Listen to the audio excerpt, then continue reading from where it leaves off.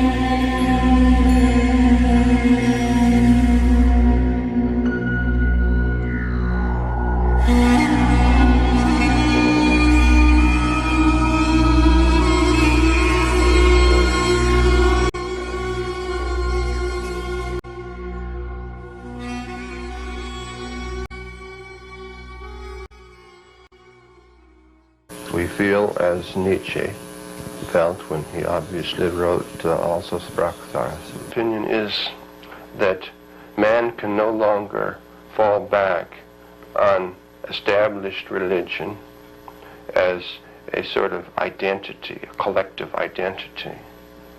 And occultism is a sort of do-it-yourself God kit, in whatever form it takes, oriented towards personal power. As a result of this, those who could be accepted collectively simply by being Christians at one time, for example, now find that with automation, with advances in technology, that their roles as human beings are lessened a great deal, are much less viable than ever before. So as a result of this, they have set themselves up in sort of a minor godhead role, or God role, or goddess role, in a specious, or rather illogical at times, form of importance, or sense of importance. So I honestly feel occultism gives many people a chance to be big fish in little ponds.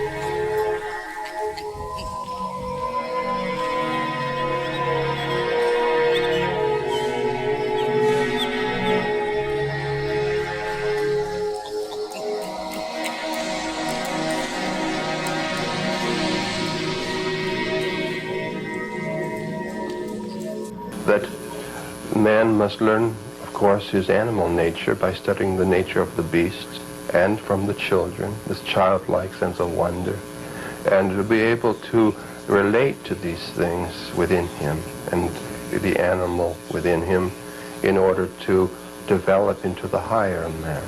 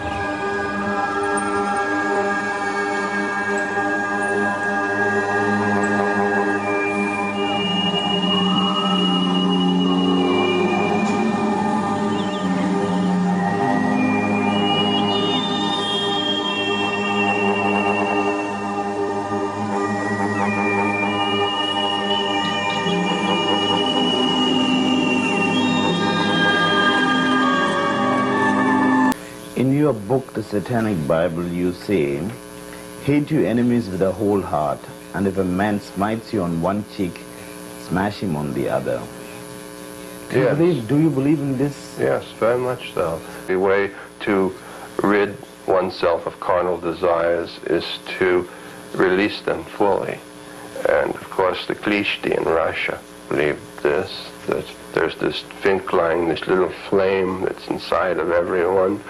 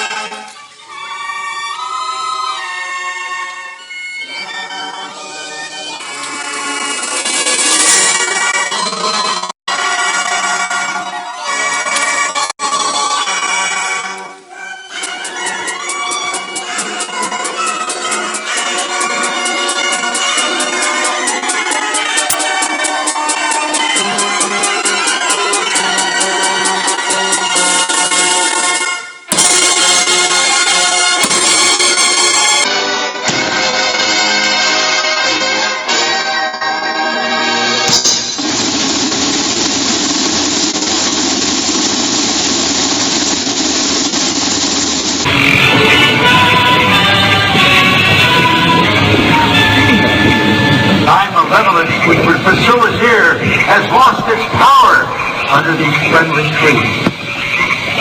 So shall we burn thee once again this night, flames that eat thine effigy.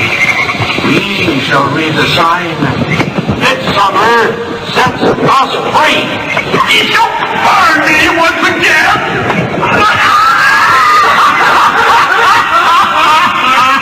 Not with me, flame, which hither ye have brought from regions where I reign. Ye fools and priests, I spit upon your fire.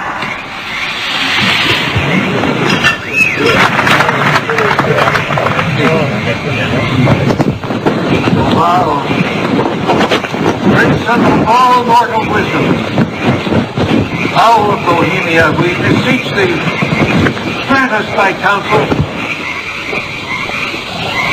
Great Owl of Bohemia, thank thee for thy adjuration. Begone, dull care. Fire shall have its will of thee. Begone, dull care. And all the winds make merry with thy ducks. Hail, fellowship's eternal flame. Once again, midsummer sets us free.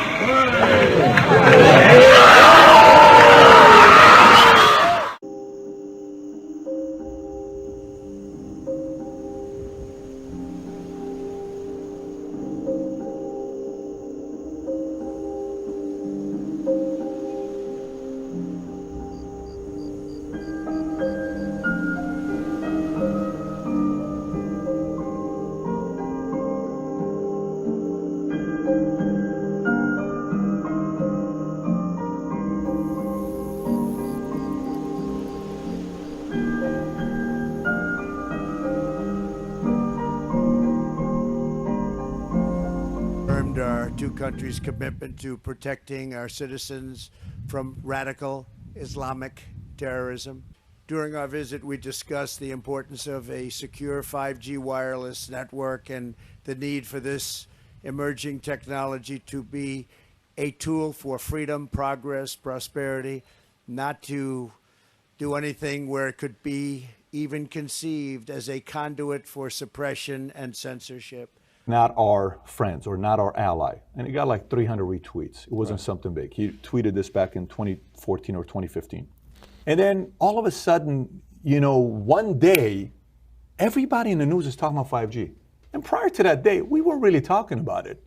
And all of a sudden, hey, we got to be the leader in 5G. I'm like, 5G?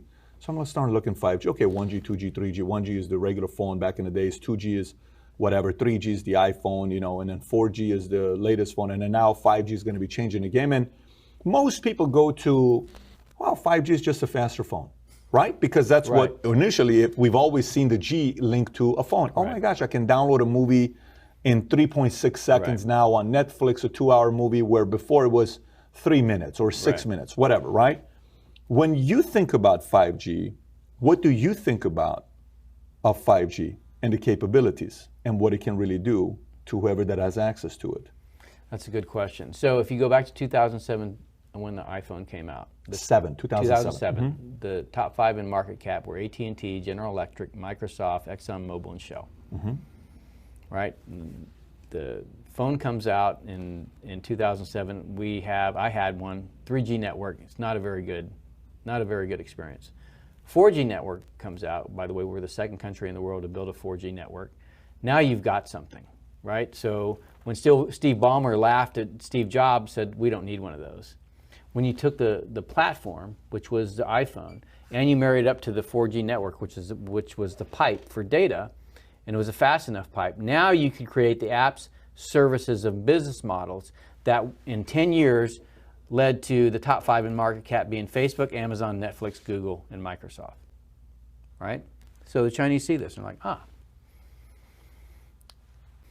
Fast forward, to 2009, China starts to look at that, says, okay, we want to dominate the next level, right? Not just the technology, we want the apps, services, and business models to be Chinese companies. And so Huawei gets hundreds of billions of dollars to develop 5G and ZTE. But then you have Baidu, Alibaba, and Tencent. So they're behind the Chinese firewall. They're protected. You can't have the fangs going in there. It's just the bats that control the e-economy within China. And then you start, at the same time you're developing 5G, right, the platform, and I'll get to that in a second, but you're also developing Baidu, Alibaba, and Tencent.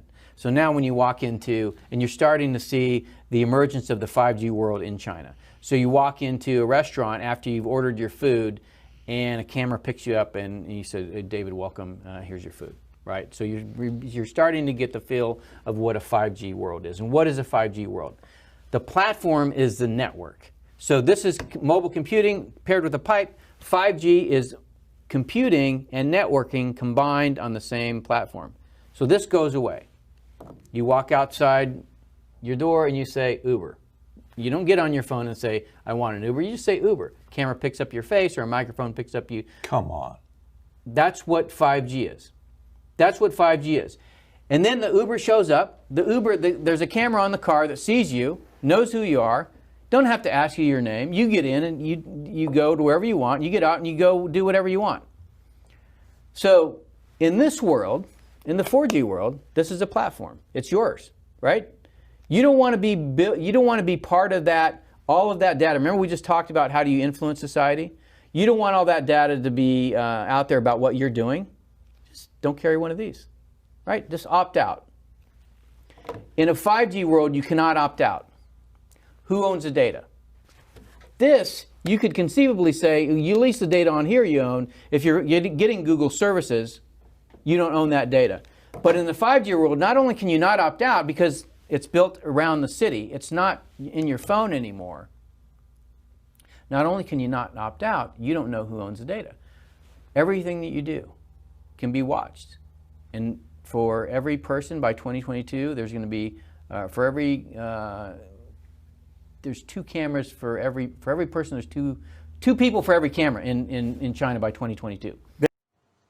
Next generation 5G networks use high frequencies to generate high-speed connections, but they require up to 18 times the number of base stations than needed for 4G network. The National Toxicology Program conducted a 2-year study on rodents to link cell phone use to cancer. The program exposed rats to radiation at 900 megahertz for 9 hours a day. And the scientists say that they do see a connection between radio frequency radiation and tumors in rats that were tested. And I'll just show you one example here, coming from our colleagues at the Swiss National Institute of Technology, the ITIS, which have produced some of the most brilliant work in the world in this field. And they have shown here, of course, that there is going to be greater exposure absorption into a younger head versus an older head. This is another item from their website of target tissue dose for the infant with using a system called the virtual family. And this is quite a bit of work goes into creating this. And here is what it looks like after a period of 6 minutes. That's really not as bad as it might look because you see the red area only gets partway through the eye of the adult, right?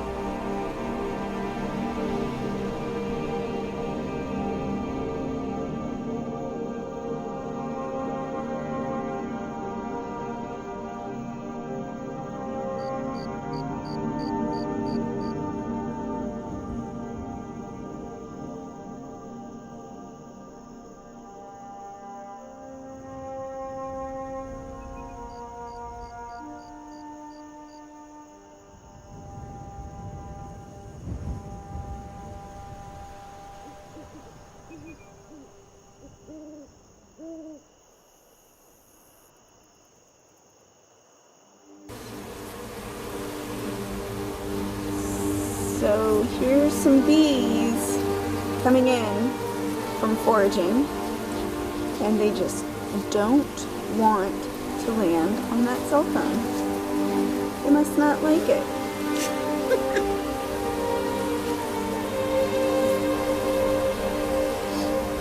Surprise, surprise.